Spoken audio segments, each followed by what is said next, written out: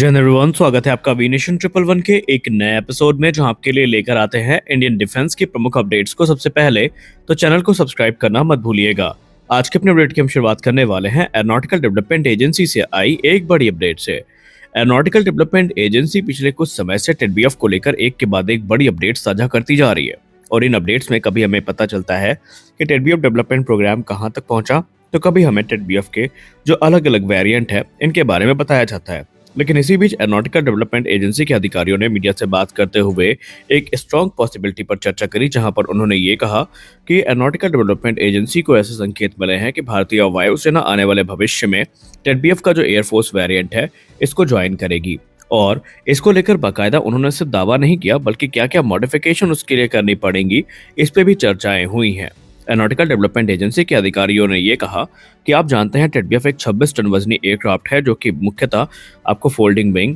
और heavy duty under carriage के साथ देखने को मिलता है, जो कि कैरियर ऑपरेशंस के लिए जरूरी है। लेकिन अगर हम बात करते हैं इसके एयरफोर्स वेरिएंट की, तो भारतीय वायुसेना की तरफ से अगर हमें रिक्वेस्ट मिलती है तो इस एयरक्राफ्ट में हमें कुछ मॉडिफिकेशंस हैं करनी पड़ेंगी और कुछ ऐसे कंपोनेंट्स हैं जो इंडियन एयरफोर्स के लिए यूजेबल नहीं है, उनको हम रिमूव करेंगे और फिर एयरफोर्स वेरिएंट 2 वर्ष के अंतर्गत तैयार हो जाएगा। यहाँ पर बात की जा रही है कि अंडर कैरेज जैसे है इसमें मॉडिफिकेशन की जाएंगी, फोल्डेबल विंग्स को हटाया जाएगा और जो लैंडिंग गियर्स है इनमें बदलाव किया जाएगा और उसके बाद ये एयरक्राफ्ट इंडियन एयरफोर्स के ऑपरेशन के लिए पूरी तरीके से तैयार होगा। उन्होंने ये भी कहा कि जब इन सारी चीज़ों को रिमूव कर दिया जाएगा, यानी जो नॉन नेसेसरी पार्ट्स हैं इनको रिमूव कर दिया जाएगा, तो इसका वजन सिर्फ 24 टन के आसपास ही बचेगा और जो एक्स्ट्रा हमने वेट के हटाए हैं उसके जगह पर इसमें जो एडिशनल फ्यूल और वेपन कैरेज है वो हमें देखने को मिलेगी, जिससे कि इसकी रेंज एंड्योरेंस भी काफ़ी बढ़ेगा और इसकी लेथैलिटी को भी बढ़ाया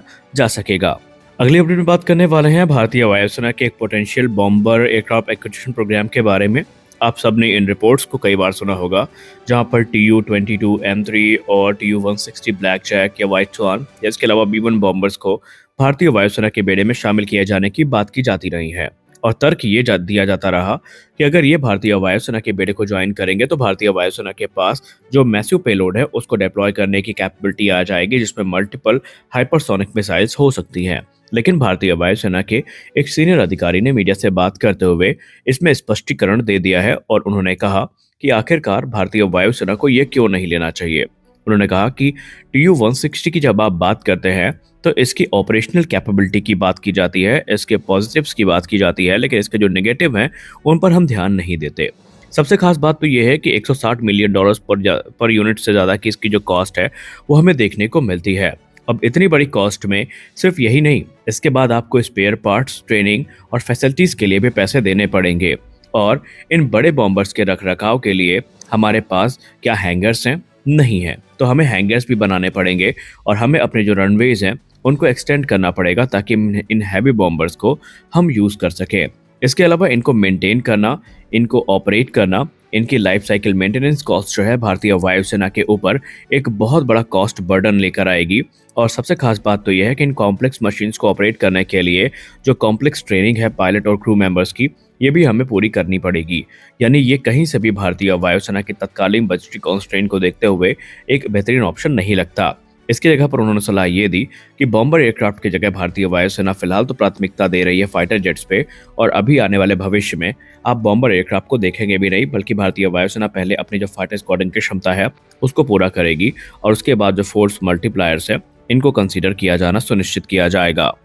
गणतंत्र दिवस अब हमसे कुछ ही दिनों के दूरी पर है और हर वर्ष की तरह गणतंत्र दिवस परेड पर हमें भारतीय वायुसेना के फाइटर एयरक्राफ्ट, अटैक हेलीकॉप्टर और दूसरे जो एसेट्स हैं इनका इंतजार होता है। इनके करतब देख करके हम सब काफी मंत्रमुग्ध हो जाते हैं और हर वर्ष की तरह इस वर्ष भी हम इसी उम्मीद के साथ आगे बढ़ रहे थे कि हमें इस करतब में लाइट कॉम्बैट एयरक्राफ्ट तेजस और जो रुद्र जैसे हेलीकॉप्टर्स है वो देखने को मिलेंगे। लेकिन इसी बीच एक बड़ी खबर सामने आई है, जहां पर अब इंडियन एयरफोर्स के अधिकारी ने कंफर्म कर दिया है कि इस बार गणतंत्र दिवस के फ्लाई पास्ट में लाइट कॉम्बैट एयरक्राफ्ट तेजस और जो ALH ध्रुव हेलीकॉप्टर है इनको बाहर कर दिया है फ्लाई पास्ट से। इसके पीछे सिक्योरिटी रीजंस बताए जा रहे हैं। हाल ही में आप सबने देखा कि ध्रुव हेलीकॉप्टर्स के साथ कुछ हादसे हुए हैं, जिसके बाद पूरी फ्लीट को ही ग्राउंडेड किया गया है और इंस्पेक्शन का कार्य चल रहा है और जब तक इंस्पेक्शन पूरा हो नहीं जाता तब तक ये चीज़ें अभी ग्राउंडेड ही रहेंगी। लेकिन तेजस पर बात करते हुए उन्होंने ये कहा कि आमतौर पर ऐसे जगह पर जब फ्लाई पास्ट होता है जहां पर हमें कम ऊंचाई पर उड़ान भरनी होती है हैवी क्राउड के बीच में,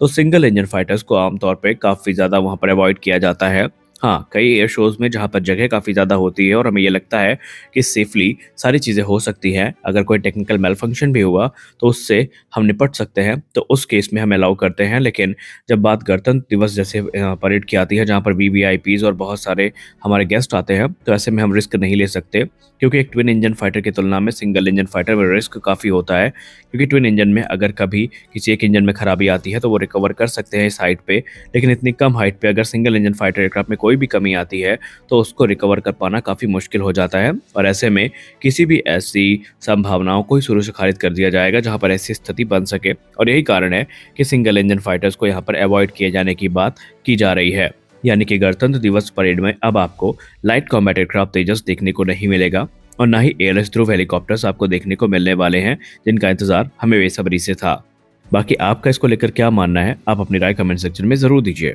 हमारी अगली बड़ी update gas turbine research establishment से आ रही है, और ये वो रिपोर्ट्स हैं जिनका इंतजार हमें काफी बेसब्री से होता है। गैस टरबाइन रिसर्च एस्टैब्लिशमेंट के वैज्ञानिकों ने मीडिया से बात करते हुए कंफर्म कर दिया है कि जो एडवांसमेंट हुई है ड्राई कावेरी इंजन में, ये काफ़ी सिग्निफिकेंट है, और ये पुराने जो कावेरी इंजन है इनके तुलना में 75% कॉमनैलिटी को भी शेयर करता है। ड्राई कावेरी इंजन पर एड्रेस करते हुए उन्होंने कहा कि बहुत सारे चैलेंजेस हमें फेस हुए थे शुरुआती दौर पे, लेकिन अब उन सारे चैलेंजेस से ओवरकम किया जा चुका है, और अब ये जो इंजन है बेसिकली ये हमारे cutting edge unmanned combative vehicle जैसे कि घातक हो गया, उसमें यूज़ किए जाने के लिए तैयार हैं। अभी तक की जो टेस्टिंग हुई है उसमें जो रिजल्ट है ये अपेक्षाकृत ज़्यादा अच्छे आए हैं जितना सोचा गया था। अब एक की हाईलाइट जिस पर चर्चा करी गई है कि जो सब्सटेंशियल प्रोग्रेस हुई है ड्राई कावेरी इंजन में, और जो लिमिटेशन फेस किए गए थे पुराने कावेरी इंजन में, उनसे ओवरकम किया जा चुका है, और जीटीआरई कंफर्म कर चुकी है कि जितने भी मेजर इश्यूज थे ओरिजिनल कावेरी इंजन में, सबको रेक्टिफाई किया जा चुका है ड्राई कावेरी वेरिएंट में। अब ये ज़्यादा रिलायबल है, ज़्यादा एफिशिएंट प्रपोल्सन सिस्टम बन चुका है।